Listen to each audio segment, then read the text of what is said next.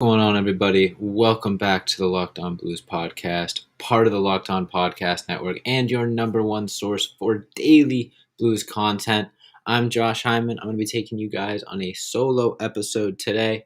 Um, bit of a heavy episode, at least for the first section, because I want to talk about the Gary Bettman press conference in regards to the Kyle Beach investigation, and give my take on that and basically talk about why I'm pretty disappointed in the NHL, at least in terms of in terms of Bettman's, some of his quotes today. But I don't want to talk about that the whole time because the Blues did come away with a huge victory against the Chicago Blackhawks that I want to talk about. Best defense I've looked all season, so I think it's definitely important to get into that game. So we're going to get into both of those topics today, as well as whatever else comes up through the YouTube chat. Because I'm live on YouTube right now, so make sure you guys subscribe to us on YouTube and hit that notification bell. That way, whenever we go live with an episode, you can ask us questions in the chat. But if you don't listen to us on YouTube, I want to thank you for making us your first listen whenever you're waking up in the morning, see a new episode is posted, listen to it on your drive to work. We appreciate that. That's why we do these short 20-minute episodes. Anyways, without further ado, Gary Bettman gave a press conference today regarding the NHL's investigation and response to the Kyle Beach investigation.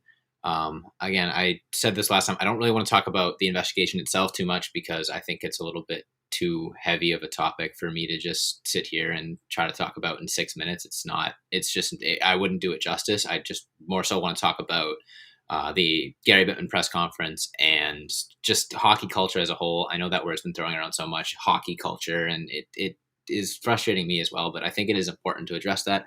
But to catch anyone up to speed who might not have been aware, Kyle Beach recently came forward and identified himself as the victim of the sexual assault that occurred with the Chicago Blackhawks in 2010. The NHL announced that the Chicago Blackhawks would be fined $2 million, and Gary Bettman gave a press conference today talking about that. Now, the one thing I will say is I do want to defend Gary Bettman in the NHL for a little bit before I sort of start going through my complaints. And the one area where I think that you can kind of give them a little bit of slack is saying this isn't really a hockey incident per se, and the team isn't necessarily liable to lose draft picks or anything like that, because this isn't they cheated in hockey. This was something that's much bigger than that, and therefore the punishments were a lot more individual, and that's why pretty much not pretty much, I'm pretty sure every single person that was identified as being complicit in that somehow lost their job the day that the investigation went forward. So that is sort of the one defense that the NHL has, is to say we felt like it was more appropriate to handle this with the individuals rather than just punish the team overall. That being said, there's other incidents like in the past, the Arizona draft pick, where they lost draft picks because they cheated the combine, did a little bit early, whatever, where they got fined $3 million. And you can start comparing the two. I'll get into that in a little bit. But at the same time, I can definitely see that standpoint of saying all the individuals got punished. Punishing the Chicago Blackhawks as a team right now isn't necessarily fair because it isn't a hockey related thing. Now, that's not my take, but that is certainly a take that I've seen a lot of people have, which I think holds a little bit of weight.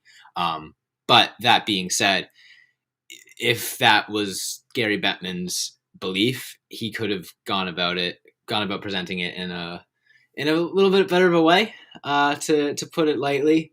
I think some of the quotes just reading through Twitter were just made me shake my head. Come on, I thought the NHL was going to do better than this. And I think that early on, the reporting that had been done, the broadcast, the interviews, the coverage was phenomenal. I think that says a lot for hockey culture. The fact that that Kyle Beach was able to have a platform, and this was able to be as successful as it was for him, and to put a spotlight on something that unfortunately needed to be talked about. I think that is a big step for the NHL. But that being said, as soon as the NHL themselves got involved, it's where it felt like this whole thing kind of fell short.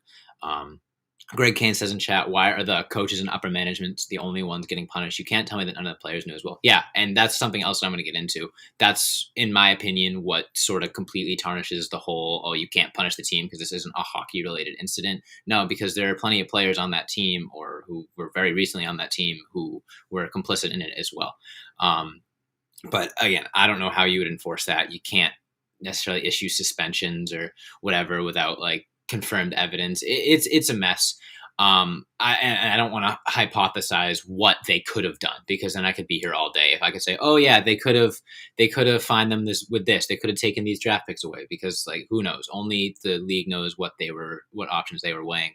But yeah, I think my overall takeaway is that this is something that's sort of bigger than hockey, and which is why it was so frustrating to see it really just Gary Bettman really just addressed this in hockey terms. Like it was just only in regards to, the Blackhawks, and like the punishment this year.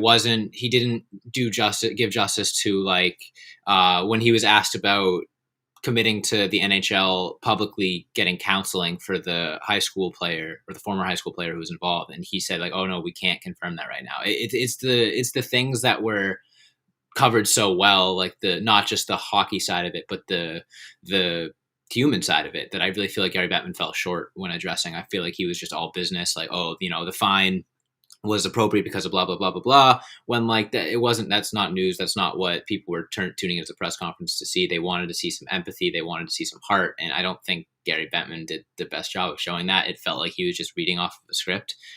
And that's why I think some of those quotes look even worse out of context because, like when he was asked about the Arizona Coyotes fine compared to this one, different context, different whatever. And that looks really bad, but that's probably a prepared answer. That's probably something that he knew he was going to get asked. And he said the best way to answer it is in this method. I think was the most frustrating part for me.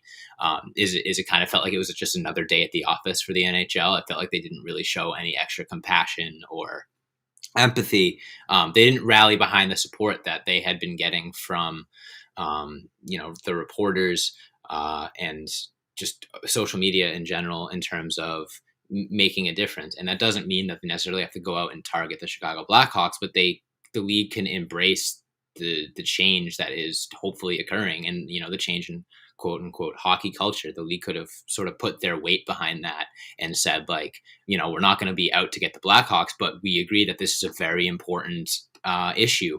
And yes, we will implement a sexual misconduct policy and talk in detail about it. And it didn't feel like they took that extra step in terms of showing that compassion. And that's why I was very disappointed in the press conference. It felt like I said, another day at the office for them.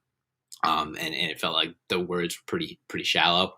But that being said, I think the Gary Bettman press conference is a small misstep in what's been a really, really productive event as a whole in terms of the dreaded hockey culture. I think there's definitely issue with it, and the Akim Aliu incident that's getting steam again right now is another example of it. This is a very relevant problem, and it probably should have been addressed a while ago, obviously, but the fact that it's getting this attention now and this platform now is great. And I think that this energy needs to be harnessed and turned into change. So everyone can feel more comfortable, everyone who would be hesitant to play hockey or watch hockey because of the culture that it has this perception of having, can hopefully be a little bit more comfortable, because it only helps the game. It only helps the game to have people, have a positive image of hockey. It helps the game. And right now, what started out as something that was a very bad look for hockey turned into something positive.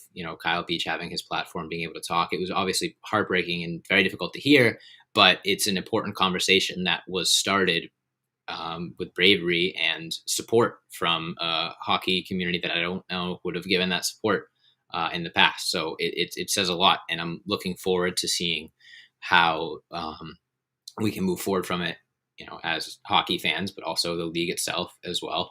I'm looking forward to seeing hopefully a more inclusive community in terms of the issues that were discussed, recently regarding the Blackhawks and all that stuff. But going to be a bit of a weird transition because I do want to talk about hockey as well. Um, so I think my final thoughts, if I had to sum it up, would be overall good steps forward in terms of the horrible, heart wrenching investigation. I'm glad I will never have to read those details again. I'm glad that, Kyle Beach has started to open up and heal, but it's going to be a long road, and the first steps were taken, but there is still work to do. And yeah, I think it's an important conversation to have, and that's why I wanted to spend the first segment here. I've kind of avoided it on past episodes, but I think today is sort of the close of the chapter in terms of the NHL's investigation. So it's when I wanted to talk about it. But that being said, the league does continue to move on. There are still going to be hockey games. The Blues play the LA Kings soon, so I'm going to be talking about that. And then they came away with a victory over the Chicago Blackhawks. So I'm going to be getting into that as well. A 1-0 victory. The defense looks really, really strong. But before we start that, I want to tell you guys about DirecTV Stream. Now, with literally every sport in existence, or not in existence, but all the big four sports on right now: baseball, hockey, football, basketball, college football, college basketball. It's endless. You've got a million different streaming devices to watch your games. You got one app on your phone that has the football game and another on your TV that has the hockey game. You can get rid of the hassle with DirecTV Stream. It is the perfect way to finally get your TV together. DirecTV Stream brings your live TV and on-demand favorites together like never before, so you can watch your favorite sports, movies, and shows all in one place. That means no more juggling remotes and no need to buy another device ever again. And the best part, there's no annual contract, so get rid of the clutter and the confusion and get your TV together with DirecTV Stream. You can learn more at directv.com. That is directv.com. Compatible device required, and content varies by package. Now, when I get back, I'm going to be going into the Blues 1-0 victory over the Chicago Blackhawks and talking about how they can sort of rally that momentum into a successful regular season. So don't go anywhere.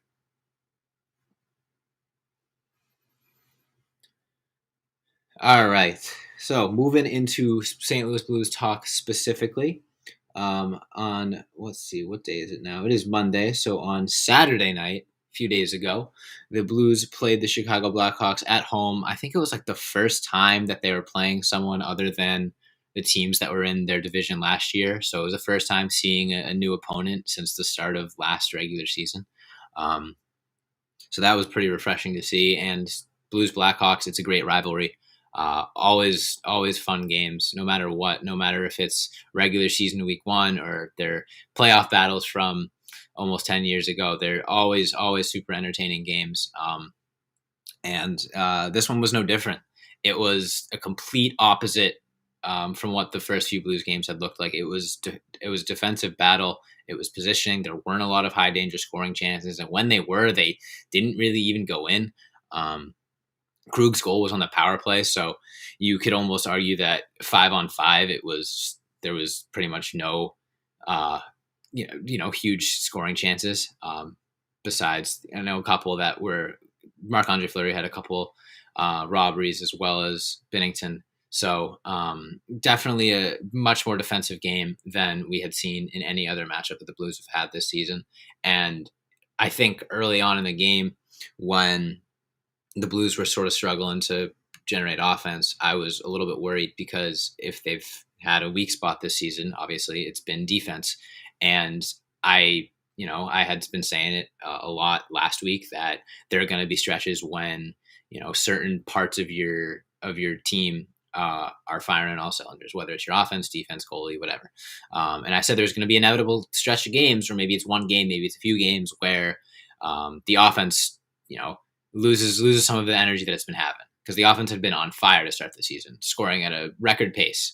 Obviously that wasn't sustainable. So I had been saying, at some point the offense is gonna stop being so dominant, and you're gonna have to rely on your defense, and that's something that the Blues hadn't been able to do heading into the Blackhawks matchup. They really had.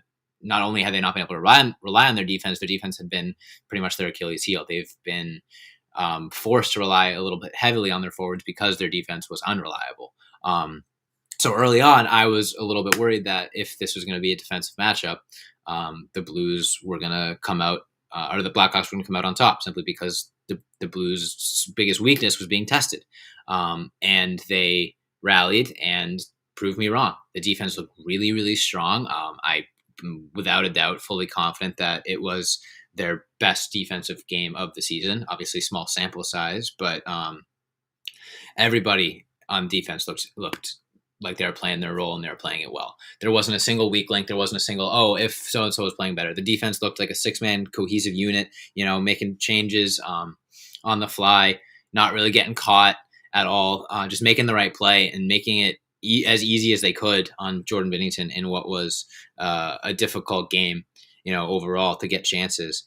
Colton Parayko was a horse, almost 27 minutes of ice time, which I want to say was a career high in a non-playoff game for him, or non-overtime game, I want to say, but I could be wrong. But yeah, he was huge for the Blues. Justin Falk continues to be maybe the best defenseman for the St. Louis Blues, continuing from last season. So defense was really, really strong. And then I've been talking about needing a little bit of injection of offense from the defense. Because, like I said, you're not going to get it from your forwards 24/7. And Torrey Krug steps up and gets a huge goal on the power play. It was one of those games where I figured that if there was going to be a goal, it was going to be something gritty, something, a bit of a garbage goal. But the Blues got lucky. They got a power play, and they continued their strong special teams performance. And Torrey Krug got open. Who made the pass? He got a pass from... Tarasenko, of course. Beautiful pass from Tarasenko, who's looked amazing this season, by the way. Continues to dominate, and I believe he's second on the team in points right now. So maybe he's here to stay for this season, but we've had that conversation so many times, so I need to get into it again.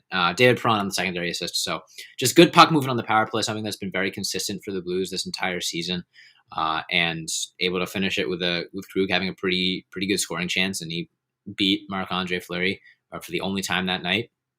And then late in the period as well, the Blackhawks put a lot of pressure on, and the Blues were able to withstand that. I feel like at the end of games, they've been struggling in terms of holding that final flurry that teams are going to throw at them.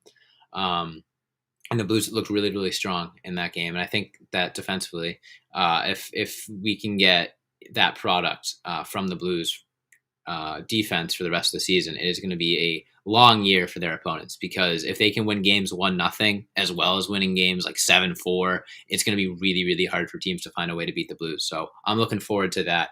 But you know what else I'm looking forward to is Thanksgiving. It is right around the corner.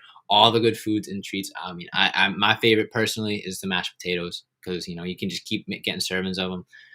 Goes with everything on your plate. Just put mashed potatoes in that same bite. It's delicious.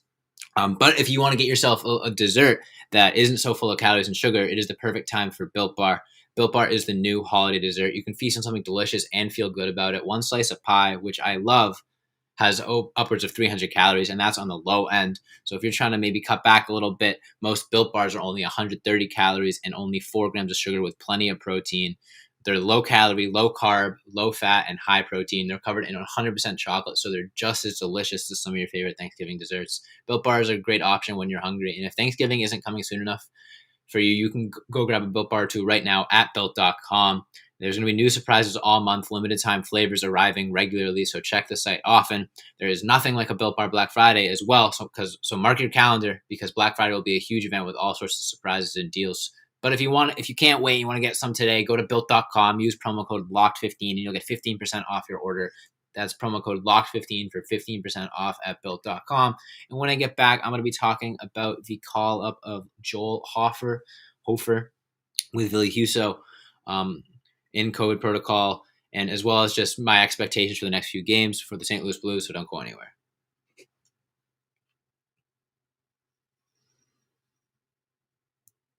All right. The St. Louis Blues' next matchup is on Wednesday, late game, 10 p.m. Eastern against the LA Kings. And presumably Jordan Binnington is going to be starting that one, but they have a back-to-back game on Thursday against the San Jose Sharks. And if Ville Husso is still in COVID protocol, we could be seeing the NHL debut of Joel Hofer, which is very exciting. Not a guy I thought we would see this year, which I guess makes a little not a whole lot of sense considering he's our number 3 goalie in our depth chart, but it feels like just yesterday we drafted him.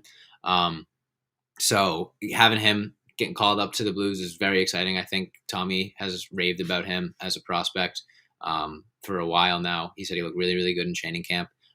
Put up ridiculous stats last year in juniors. So I've been very excited about him. Obviously, with Jordan Binnington between the pipes, you can't really get too excited because you know that we kind of have our guy, at least for now. But I believe it's a Doug Armstrong quote from a couple of years ago, where in terms of the prospect cupboard, goaltending is a position where you can never have a cupboard that's too full. And we saw that with Jordan Binnington. We saw how a goalie that isn't really even on your radar can come up and dominate the league. But there's also the flip side, and we're seeing that a lot this year. A lot of young goalies like Thatcher Demko and Shesterkin, and with the Rangers are putting up huge numbers. And those are guys that have been pegged as good prospects and have come in and lived up to the hype and lived up to the expectations. And Joel Hofer is a guy that's sort of had a little bit of hype for the St. Louis Blues. And I think seeing him get called up is pretty exciting. And if it does happen to be the case where he's starting one of these games on Wednesday or Thursday, I think the team's going to play really strong in front of him because, like I said, he's a really strong goaltender. He makes big plays. And like I said, it's like I've always been saying, teams rally for their goaltender. And Binnington has proven that this year. Binnington has played really, really well, and the team has played well around him. And Husso played well as well. And I said, like, if he gets off to an early start, the team will play well around him and they'll play confident. And Hofer, I think, is no different. I think if he shows early on, strong first period, team will be flying around him.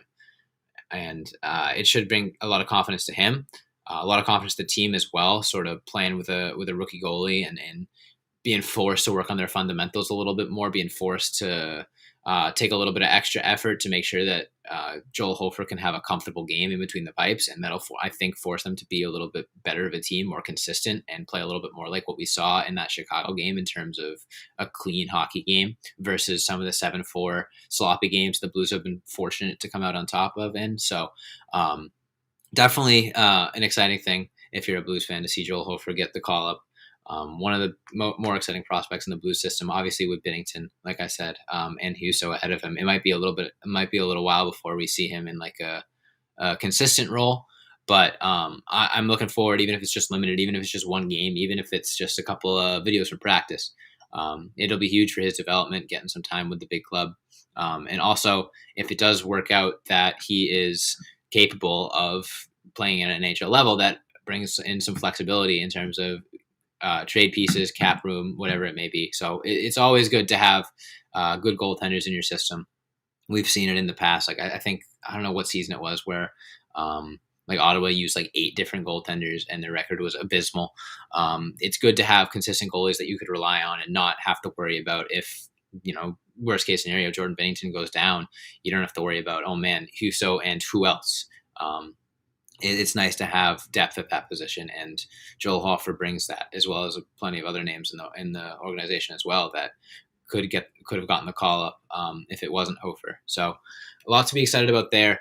Going to be getting into the preview of tomorrow's game or Wednesday's game a little bit more. I think Tommy is taking a solo episode tomorrow, so he'll be previewing that game a little bit more, and then probably Wednesday as well, considering it is such a late game. But that is all the time that we have for today. So make sure you hit that follow or subscribe button on whatever podcast platform you listen to. Thank you all so much for listening. And if you're watching on YouTube or want to watch on YouTube, hit that subscribe button and hit that notification bell, Locked On Blues on YouTube. That way you can jump into the live stream whenever we're recording these episodes. Ask us some questions and chat. It's such a fun time, and we appreciate it. Shout out Greg Kane and J-Tap and everyone else who was in the chat today. Make sure you follow us on all the other social medias, Facebook, Twitter, Instagram, TikTok, at Locked On Blues. Follow me on Twitter at Josh Hyman NHL. Follow Tommy at TULster15. Thanks so much for listening. And as always, let's